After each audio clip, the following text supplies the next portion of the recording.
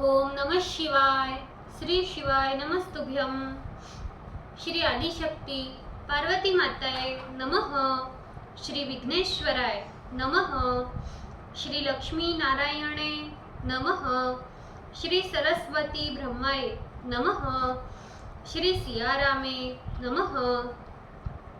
श्री रामदास हनुमाने नमः। श्री राधेश्यामे नमः। हे शिवजी, તમારી કૃપાથી હું આ શ્રાવણ માસની કથા વાંચી રહી છું અને તમામ શ્રોતાઓ આ કથા સાંભળી રહ્યા છે. અમે બધા આ કથાનું પુણ્ય પ્રાપ્ત કરી શકીએ એટલી શક્તિ પ્રદાન કરજો. ઓમ નમઃ શિવાય. શ્રી શિવાય નમસ્તુભ્યમ. श्रावण मास कथा छठा अध्याय. सनत कुमार ने शंकर जी से कहा, हे ईश्वर, मैंने हर्ष का कारण रविवार महात्म्य को सुना.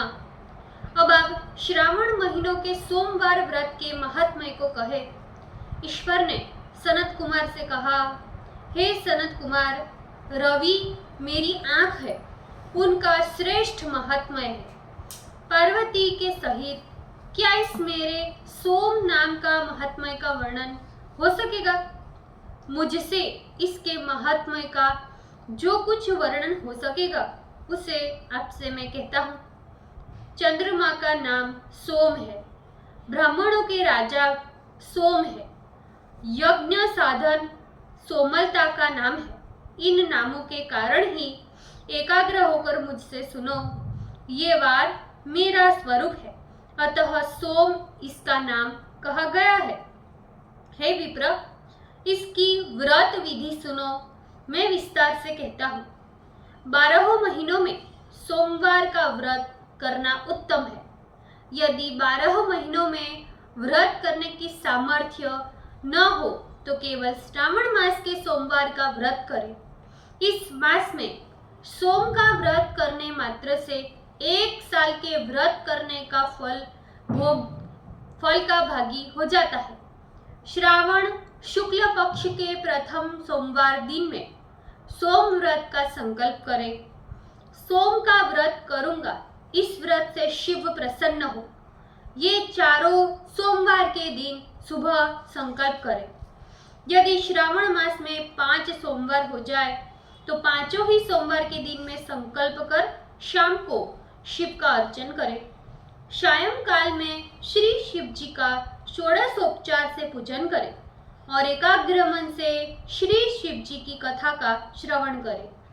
मैं इस सोमवार के व्रत विधि को कहता हूँ, सुनो. श्रावण महीने के पहले सोमवार को उत्तम व्रत नियम को ग्रहण करें. अच्छी प्रकार नहाकर शुद्ध हो, सफेद वस्त्र धारण कर, काम, क्रोध, अहंकार, द्वेष, चुगलखोरी आदि का त्याग कर दे. मालती, मलिका आदि सफेद पुष्प तथा नाना प्रकार के पुष्प और अभीष्ट उपचारों से मूल मंत्र ओम नमः शिवाय या त्रयंबकम मंत्र से अर्चन करें. कहे कि सर्व भवनाशन महादेव का मैं ध्यान करता हूँ. उग्र उग्रनाथ भव शशि मौली का ध्यान करता हूँ. रुद्र नीलकंठ शिव भवहारी का ध्यान करता हूँ. इसी प्रकार देवेश का मनोहर उपचारों से अर्चन करें तथा अपने चित्त के अनुसार इस व्रत को जो भी करता है उसका पुण्य फल सुनो. सोमवार के दिन पार्वती के सहित शिव का जो कोई अर्चन करते हैं वे प्राणी पुनरावृत्ति से रहित दुर्लभ लोक प्राप्त करते हैं. इस महीने में नक्त व्रत के पुण्य को संक्षेप मात्र से कहता हूँ. देव तथा दानवों से 7 जन्म के अभेद्य जो कोई पाप है वे सब नक्त भोजन से नष्ट होते हैं. इसमें कोई विचार न करे. इस उत्तम व्रत को उपवास द्वारा करे. पुत्र इच्छा वाला पुत्र और धन इच्छा वाला धन प्राप्त करता है. प्राणी जिस किसी वस्तु की इच्छा करता है उसे वो फल अवश्य प्राप्त होता है. इस लोक में बहुत समय तक रहकर अपने इष्ट भोग पदार्थ को भोग कर अंत में उत्तम विमान द्वारा रुद्रलोक में जाकर पूजित हो जाता है।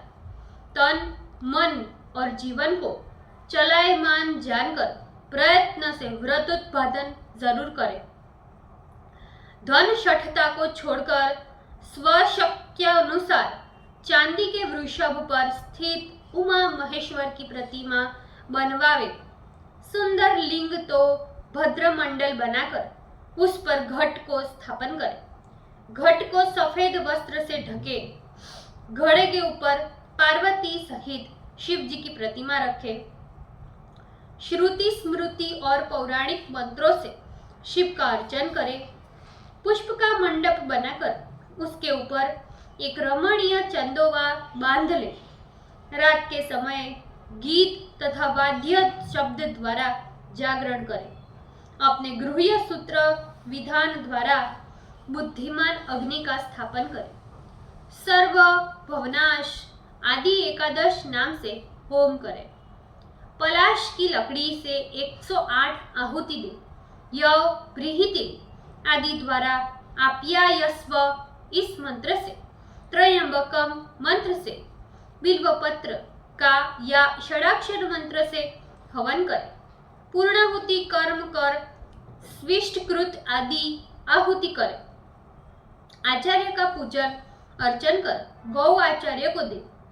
रमणीय 11 ब्राह्मण को भोजन कराकर उन ब्राह्मणों का एकादश घड़ा बांस के पात्र सहित दे पूजा करे। प्रधान देव तथा देव पर चढ़ी सामग्री आचार्य को दे। प्रार्थना करे कि मेरा व्रत पूर्ण हो। इस व्रत से भगवान शिव प्रसन्न हो। प्रसन्नता से बंधु बांधवों के सहित भोजन करे। जो इस विधान द्वारा इस व्रत को करता है वो जो कुछ भी चाहता है सब कुछ प्राप्त करता है और शिवलोक में जाकर पूजित भी होता है। ओम नमः शिवाय। श्री शिवाय नमस्तुभ्यम। भूलचूक माफ करजो शिवजी। આજના શ્રાવણ માસના કથાના વંચનનું પુણ્ય મને પ્રદાન કરજો શિવજી। ઓમ નમઃ શિવાય। શ્રી શિવાય નમસ્તુભ્યમ।